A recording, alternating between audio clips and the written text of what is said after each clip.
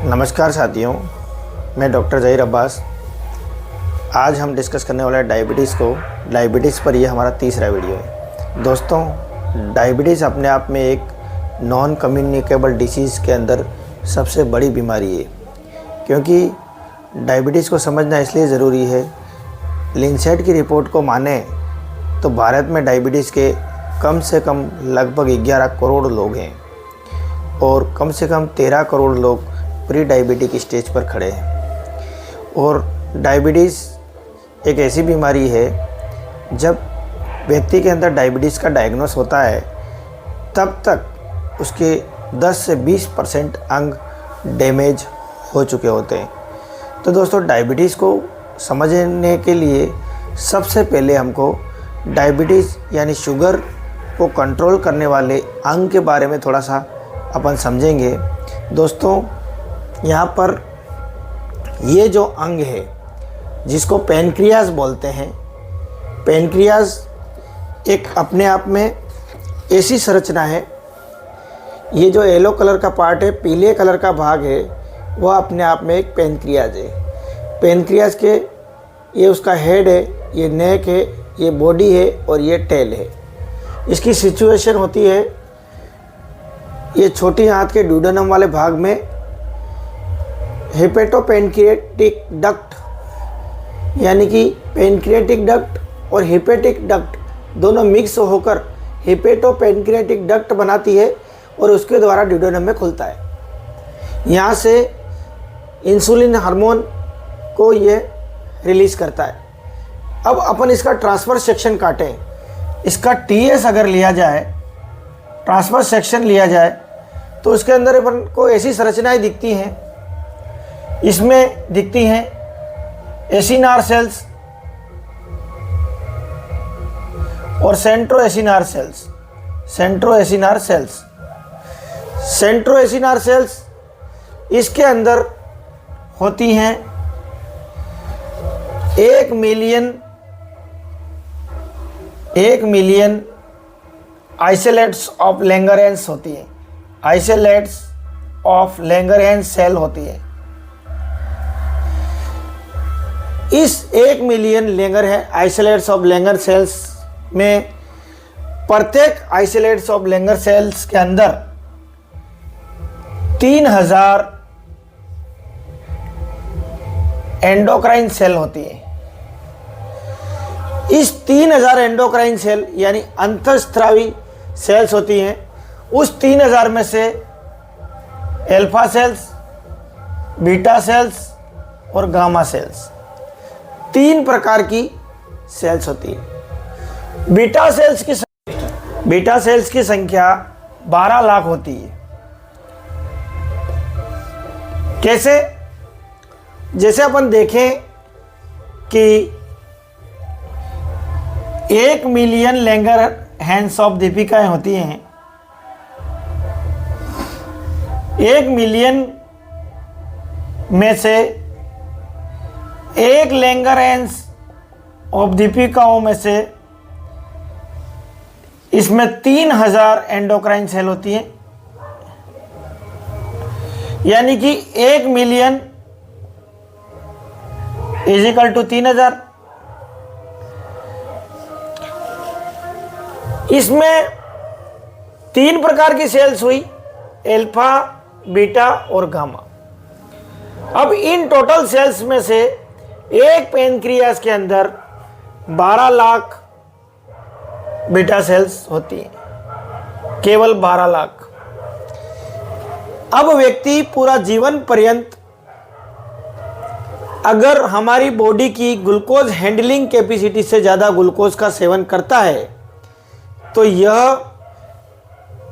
वह आवश्यकता से ज़्यादा ग्लूकोज बॉडी में इन्फ्लामेशन क्रिएट करेगा और इन्फ्लामेशन से यह सेल्स मरने लगती है और धीरे धीरे बीटा सेल्स की संख्या कम होती जाती है।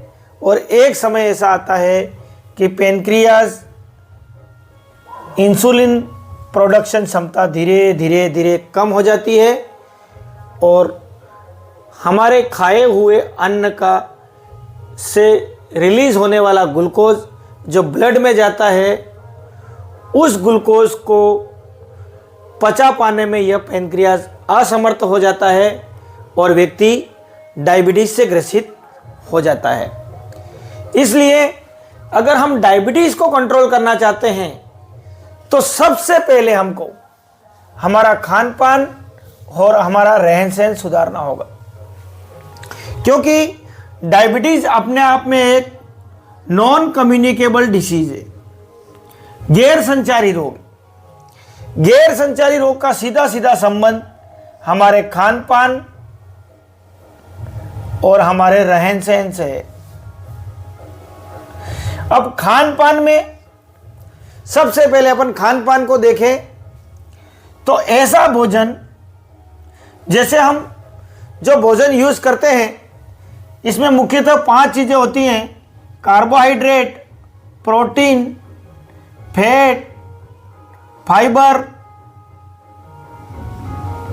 और विटामिन मिनरल।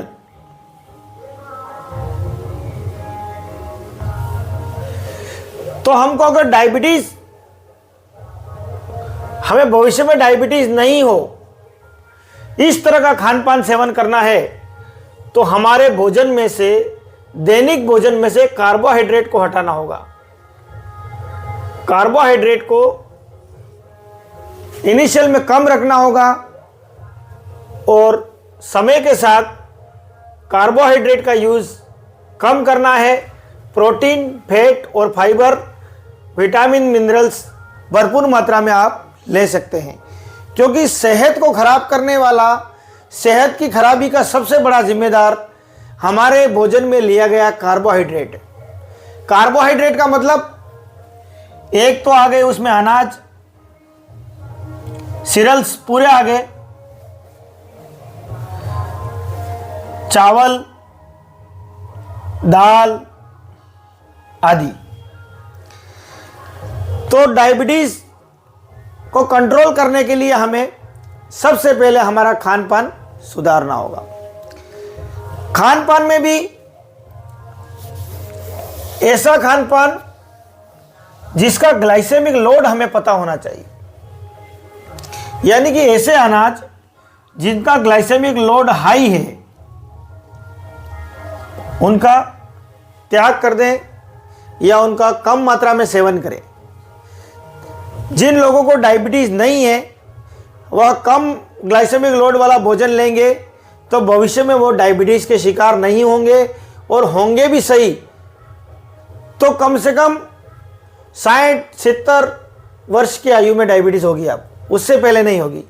लेकिन अगर आप शुरू से, बहुत सारी माताएं बहनें क्या करती हैं, बच्चा पैदा हुआ और उसको इस प्रकार का आहार देना शुरू कर देती हैं जिसका ग्लाइसेमिक लोड बहुत हाई होता है।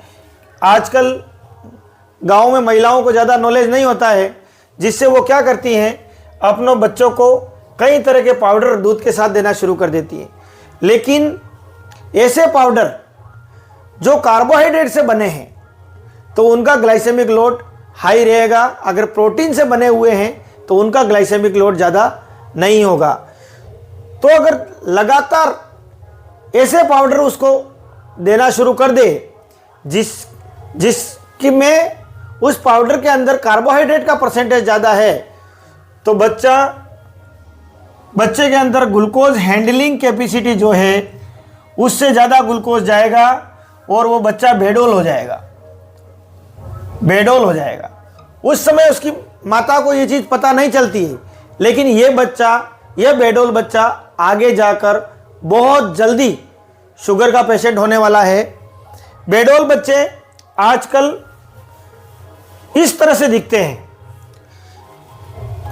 इस बच्चे को हम स्वस्थ बच्चा नहीं कह सकते। इस बच्चे की जो बॉडी की बनावट है उसके आधार पर उसको स्वस्थ बच्चा नहीं कह सकते। एक्स्ट्रा फैट डिपोजिशन इस बच्चे में साफ साफ दिख रहा है। इसलिए आजकल के माताओं को भी इस बात का ध्यान रखना चाहिए कि बच्चे में जो ग्लूकोज हैंडलिंग कैपेसिटी है उससे ज़्यादा उसे ग्लूकोज वाला भोजन नहीं देना है, ताकि वो बच्चा आगे चलकर 60 या 70 साल के एज में डायबिटीज़ का पेशेंट बने, लेकिन उससे पहले उसके शरीर में डायबिटीज़ नहीं आए। इसलिए दोस्तों आगे के वीडियो में हम और डिस्कस करेंगे डायबिटीज़ को, क्योंकि डायबिटीज़ को समझना बहुत ज़रूरी है। डायबिटीज़ एक ऐसी बीमारी है, जब डायबिटीज़ इस दुनिया में आई थी तो ये माना जाता था कि डायबिटीज़ एक अमीरों की बीमारी है। लेकिन दोस्तों मैं दावे के साथ कहता हूँ, डायबिटीज़ आने वाले समय में गरीबों की बीमारी होगी, न कि अमीरों की बीमारी। क्योंकि अमीर लोग क्या करेंगे, आने वाले समय में अपने भोजन पे कंट्रोल कर देंगे, किस तरह का भोजन खाना है। शिक्षित लोग इस बात को ज़्यादा समझ जाएंगे, जल्दी समझ जाएंगे, और जो अशिक्षित लोग हैं वो इस बात को ज़्यादा समझ नहीं पाएंगे। फिर कार्बोहाइड्रेट बाज़ार में सस्ते में इजीली अवेलेबल हो जाएगा, जैसे बर्गर, पिज़्ज़ा, पास्ता 10 से 15 रुपये में मिलने लगेगा, तो वो व्यक्ति वह खाकर अपना गुजारा करेगा और दैनिक दाढ़ी करेगा, जिससे गरीबों में डायबिटीज़ आने वाले समय में आने की संभावना है। इसलिए दोस्तों हमारे खान पान, हमारे रहन सहन का विशेष ध्यान रखें, ताकि हमारे देश में नॉन कम्युनिकेबल डिसीज़ के पेशेंट घटें। जय हिंद, जय भारत।